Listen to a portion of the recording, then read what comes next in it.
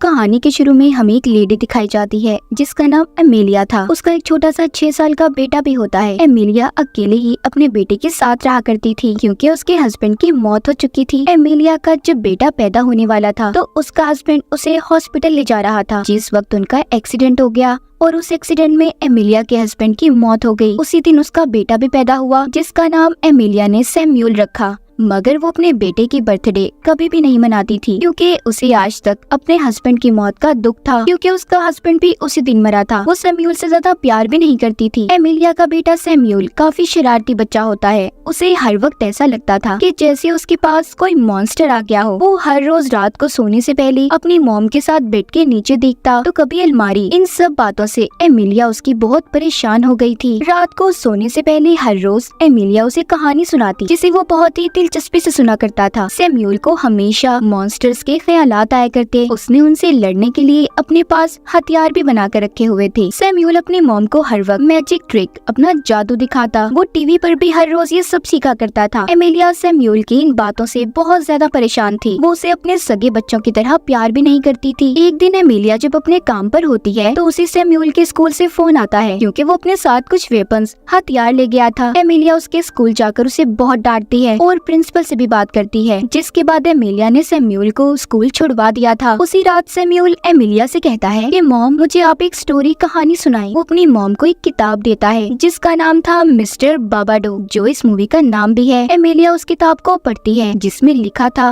बाबाडोक एक मॉन्स्टर है जो कद में बहुत लंबा और उसके हाथों की उंगलियां काफी अजीब हैं। वो सर पर हेड पहनता है और जो भी इंसान इस मॉन्स्टर के बारे में सोचने लग जाएगा या उसे देख ले तो वो कभी भी सो नहीं पाएगा। फिर वो इंसान बस अपने लिए मौत मांगेगा। ये सब बातें एमिलिया को काफी अजीब लगती हैं। वो अपने बेटे को कोई और कहानी सुनाने लगती है, मगर सैम्यूल को बाबाडोक की बातों पर यकीन हो गया था और वो डर से चिल्ला रहा था। एमिलिया उस किताब को अलमारी में छुपा देती है ताकि दोबारा सैम्यूल उस किताब को ना पढ़े। मगर अगले दिन भी सैम्यूल बाबाडोक की बातें कर रहा था। एमिलिया उसकी इन हरकतों से तंग आ गई थी। वो सैम्यूल को बहुत समझाती है कि बाबाडोक जैसी कोई चीज नहीं है। उसकी वजह से रात को वो सही से सो भी नहीं पाई थी, मगर सैम्यूल उन सब बातों को सच मान रहा था। एक दिन सैम्यूल अपने घर के बेसमेंट के दरवाजे को खोल देता है जिसमें एमिलिया ने अपने हस्बैंड की सभी यादों को बंद करके रखा था। मगर अब एमिलिया खुद को रोक नहीं पाती और उस बेसमेंट में चली जाती है। उसने 6 साल बाद अपने हस्बैंड की तस्वीर को देखा था। इसके बाद घर में अजीब अजीब हादसे होने लगे थे, जैसे कि दरवाजे का खुद ही खुलना या बंद होना, खाने में शीशे का मिलना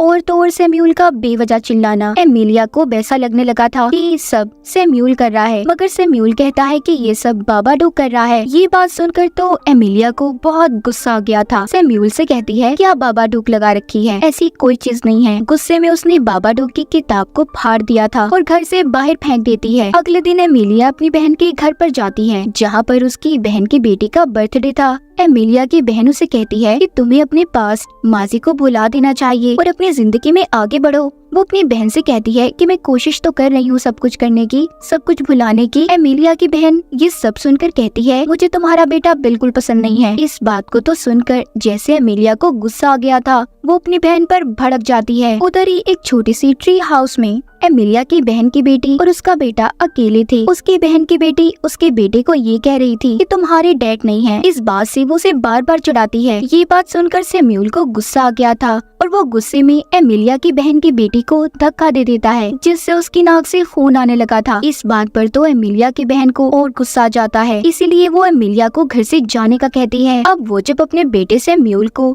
वापस घर ले जा रही थी, वो रास्ते में भी अजीब हरकतें करता है। तभी अचानक से गाड़ी में ही उसे दौरे पड़ने लगे थे। उसे मिर्गी का अटैक हुआ था। एमिलिया ये देखकर अपने बेटे को जल्दी से डॉक्टर के पास लेकर जाती है और उधर डॉक्टर से सैम्यूल के लिए नींद की दवाई भी मांगती है क्योंकि वो हर रोज रात को बाबाडोक से डरकर सोया नहीं करता था। घर आकर एमिलिया अपने बेटे को रात को सोने से पहले नींद की दवाई देती है, जिसके बाद वो कई दिन बाद सुकून से सो पाए थे। ये सब देखकर एमिलिया बहुत खुश थी, लेकिन तभी उसके दरवाजे की बेल बजती है। जब वो दरवाजा खोलती है तो बाहर मिस्टर बाबाडोक की किताब पड़ी थी। उस किताब के सफ़ों को भी किसी ने जोड़ दिया था जो एमिलिया ने फाड़कर फेंकी थी। उसमें अब ये लिखा था अगर एमिलिया बाबाडोक की मौजूदगी को नहीं मानेगी, उतना ही बाबाडोक उसकी जिंदगी में चीजों को खराब करेंगे और उसे परेशान करेंगे। इसके अलावा उस किताब में कुछ ऐसी ड्राइंग्स भी बनी थी कि जैसे एमिलिया अपने डॉग को मार रही हो और फिर अपने बेटे को, जिसके बाद उसने एक बड़े से चाकू से अपनी जान ले ली, खुद को मार लेती है। ये सब देखकर एमिलिया बहुत डरती है। उसने उस किताब को जला दिया था, जिसके बाद उसे एक फोन आता है। जैसे ही एमिलिया रिसीवर को कान पर लगाती है, उसे कुछ ऐसी आवाज सुनाई दी थी, बाबाडू बाबाडू। ये सुनकर वो डर जाती है और पुलिस स्टेशन पहुंच गई थी। सब बातों के बारे में जब वो ऑफिसर को बता रही थी, तो ऑफिसर उससे किताब के बारे में पूछते हैं, तो वो कहती है मैंने तो उस किताब को जला दिया। ये सुनकर ऑफिसर उसे घर जाने का कहते हैं, क्योंकि उसके पास अब कोई सबूत नहीं था।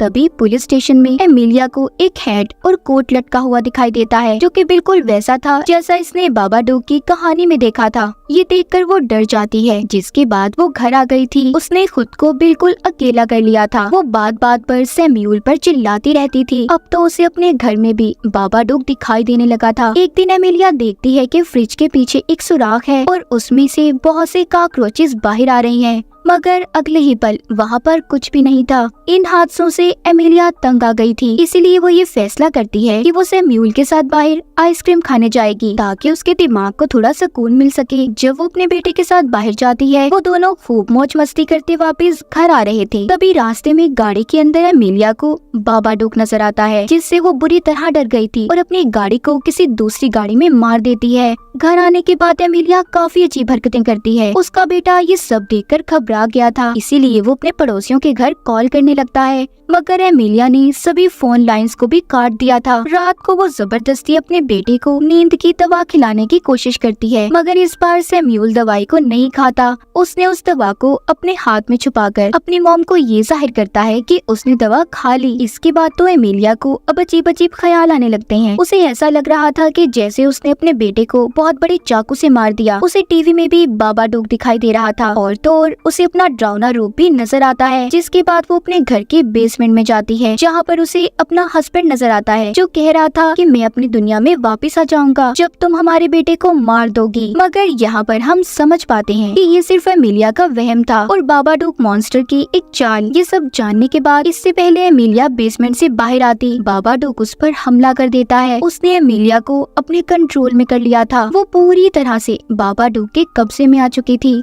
उस किताब के मुताबिक वो सबसे पहले अपने डॉग को मारती है और फिर सैम्यूल को मारने की कोशिश कर रही थी। बार बार वो उसका दरवाजा खोलती है। जब एमिलिया अंदर आती है तो उधर सैम्यूल ने पहले ही अपने हथियार जमा कर लिए थे। वो अपने उन हथियारों से अपनी मॉम पर हमला करता है। सैम्यूल भागकर बेसमेंट में आ गया था, जहाँ पर एमिलिया भी उसके पास आती है, तो वो चुपके से पीछे से आकर अपनी मॉम पर हमला कर देता है, जिससे वो बेहोश हो गई थी। अब जब एमिलिया को होश आता है तो वो रस्सियों से बंधी हुई थी और सैम्यूल उसके पास बैठा था। कहता है कि ये सब मॉम बाबाडोग कर रहा है, आपने पहले भी मेरी बात पर यकीन नहीं किया था। तभी एमिलिया को न जाने क्या हो जाता है। वो गुस्से से सैम्यूल को उठा लेती है, मगर सैम्यूल प्यार से अपनी मॉम को जब बुलाता है और उसे प्यार करने लगा था, तो आहिस्ता आहिस्ता एमिलिया अपने होश में आती है और एकदम से काले रंग की उल्टी करती है। उसके मुंह से काले रंग का लिक्विड निकल रहा था, जिससे अब वो मुकम्मल होश में आ गई थी। वो अपने बेटे को लेकर जब कमरे में जाने लगती है तो सैम्यूल अपनी मॉम से कहता है कि कोई भी इंसान बाबाडोग से अपना पीछा नहीं छुड़ा सकता मॉम। तभी कोई ताकत सैम्यूल को कमरे में खींच लेती है। एमिलिया जल्दी से अपने बेटे के पीछे भागती है। उसने अपने बेटे को बचा लिया था।